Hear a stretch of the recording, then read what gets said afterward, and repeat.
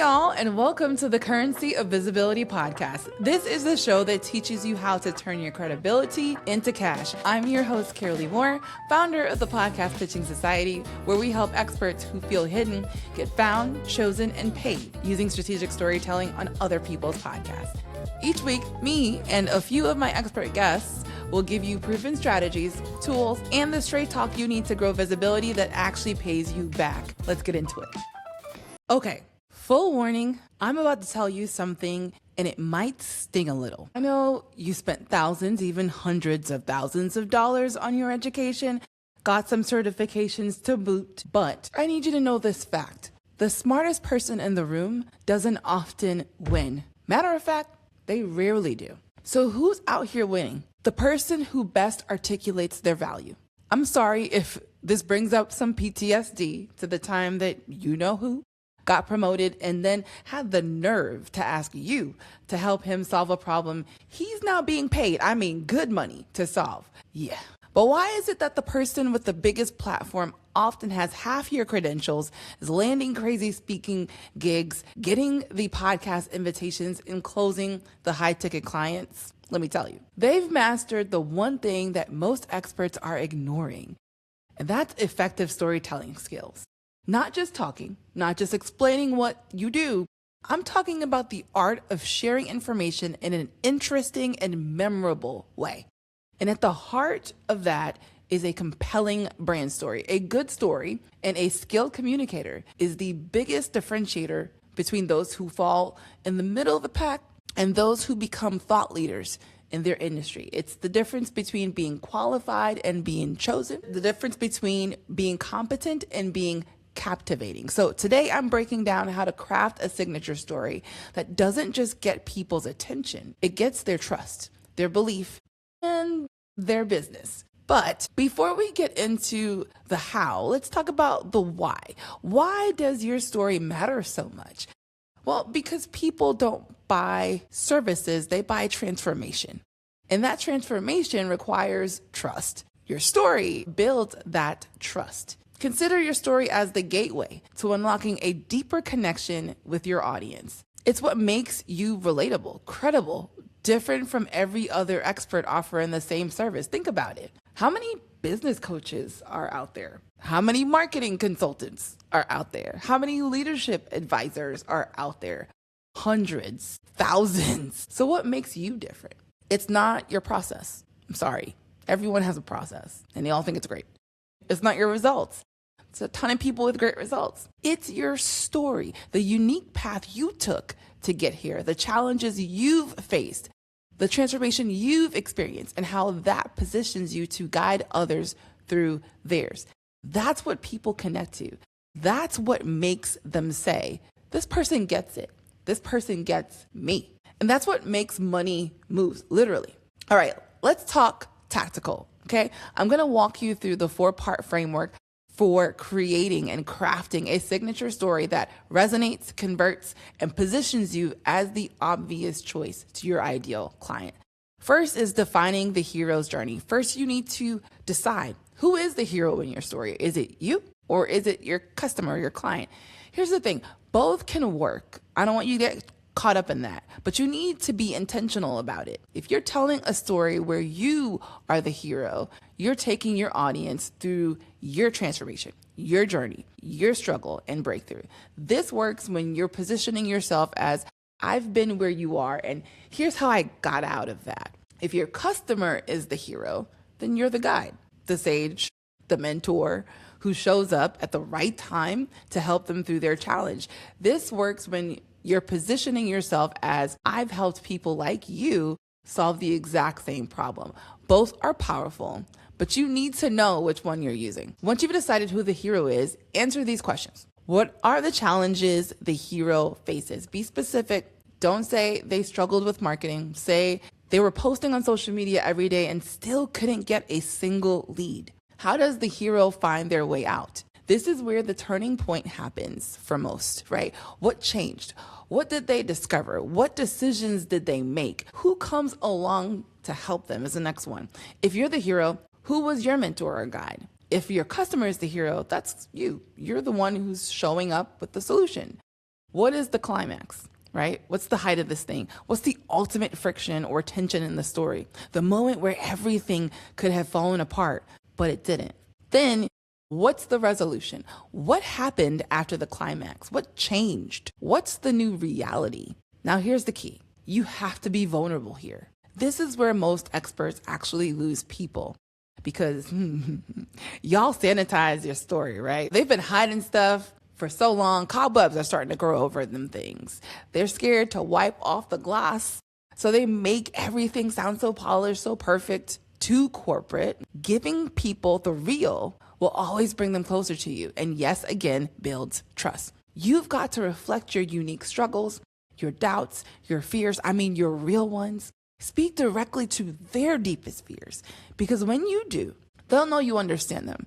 And that's when trust actually begins. Part 2, be specific. Here's where a lot of people go wrong. Again, they tell vague stories, generic stories, stories that could apply to anyone. I was struggling in my business and then I figured it out. Okay, cool.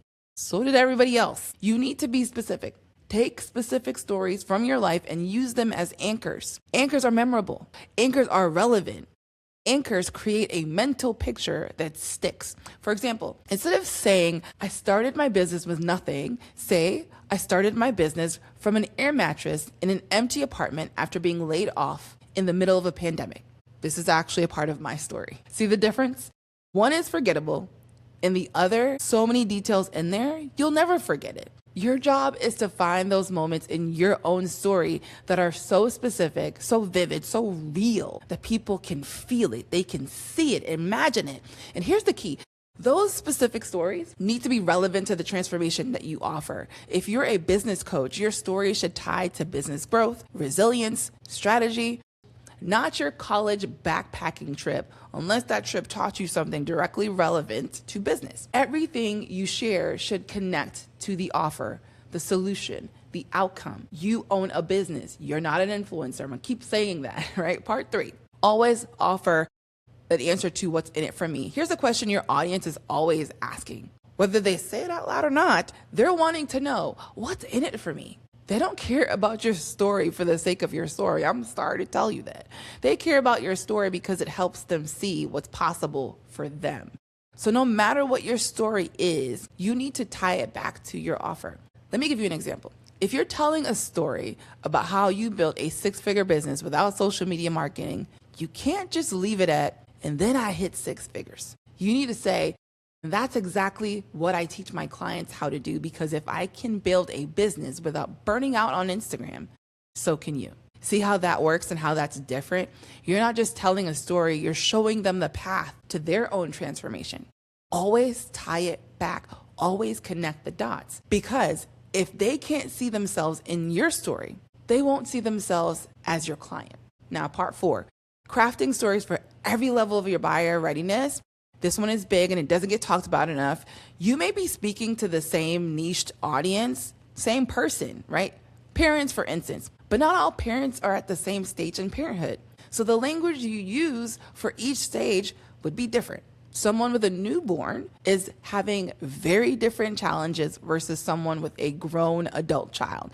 Not everyone who hears your story is at the same place in their buying journey. Some people are ready to buy right now. They just need you to tell them, I'm the right person. Some people are still deciding between you and a competitor. Some people are exploring the possibility of a solution, but aren't fully convinced they need it yet. And some people are just becoming aware they even have a problem. So if you only have one story, you're only speaking to one of those groups.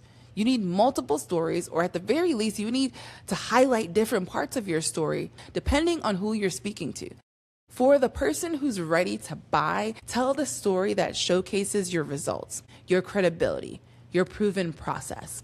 For the person who's still deciding, tell the story that positions you as different, unique, the obvious choice.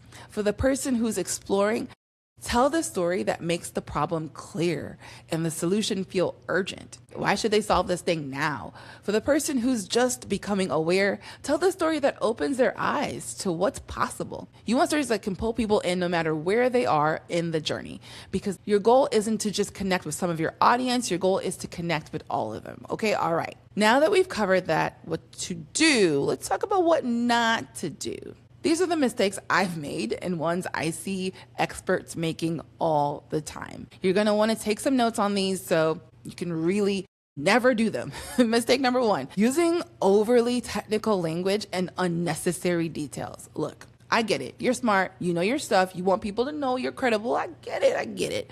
But here's the truth. Great communicators don't just articulate well, they synthesize. They take complex information and distill it down to the simplest, most digestible form, because that's where the money is. I was listening to my coach recently, who's an experienced federal trial lawyer, and she talked about how at some point after getting online to market her business, when she became an entrepreneur, she realized that she needed to use simple language in order to get her message across more clearly. Let me break this down so you can really hear me right now, because I know some of y'all are gonna wanna argue about this later. Even if your audience is filled with PhDs, MDs, PMPs, and the like, you need copy, social media, website, sales pages, all the things that's written at a 5th grade level or less. Why? Because when you sell online, no matter what the education level is of the people that you're targeting, nobody wants to read a darn thesis, right? We are all looking for simple to understand, easy to digest language that gets extra points if you can be funny or engaging in some way. When someone asks you a question on a podcast or in an interview and you go on with technical jargon and unnecessary details, you are losing people. They tune out, they stop listening, and they definitely don't hire you. So simplify, cut the fluff, get to the point, leave the $50 sentences and the $50 words for your thesis paper. Mistake number 2, being braggadocious. I know you're proud, but nobody likes a braggart. And yet I see this all the time. Experts who rattle off their degrees, their certifications, their accolades without ever connecting it to why it matters to the audience. If you're going to talk about something you've accomplished, anchor it to the value it brings to your audience. Don't say I'm a PhD from Harvard and 3 certifications in leadership development and blah, blah, blah. Say, I spent years studying leadership at the highest levels, which is why I can help you avoid the mistakes most first-time leaders make. You see the difference? One is bragging, the other is value-driven. Still showcasing your educational background without it being the main thing. Always ask yourself, why does this matter to them? If you can't answer that, cut it. Mistake number 3, being too salesy. I'm a salesperson, but here's the balance you need to strike. Your story should absolutely position your offer as the solution, but you can't sound like a used car salesman. Nobody wants to be sold to. Everybody wants to buy though. So tell strategic stories that make people want to work with you. Stories that make your offer feel like the natural next step. But don't shove it down their throats. Don't make every sentence a pitch. Yuck. Be strategic, be intentional, but don't be pushy, for Lord God's sake. Mistake number 4, overteaching and being boring. Okay, I know this is the quiet fear for a lot of experts who have spent most of your careers in the shadows. You're not used to being asked what you think. So when you start talking about what you're passionate about, brother, watch out. But your audience, they will check out on you in 5 minutes if you start overteaching or droning on and on about something. You've got to remember your stories are a guide. They should take people on a journey and be intentional. And the destination should always be where your offer is the solution. Keep it interesting. Keep it engaging. Keep it moving. Let me tell you something that's going to save you a lot of time. People really don't care about statistics. I know. You love data, you love proof, you love numbers, but here is the truth. People only care about statistics if and when they're tied to an emotion or a belief they already hold. Statistics don't sell, emotions do. So if you're using statistics in your story, make sure you're incorporating them into a larger narrative that's tied to deeper held beliefs. And if you can get to an identity level with your ideal audience, bam, the magic happens. When people feel like they connect with you on an identity level, not just a logical level, they don't just believe you, they trust you.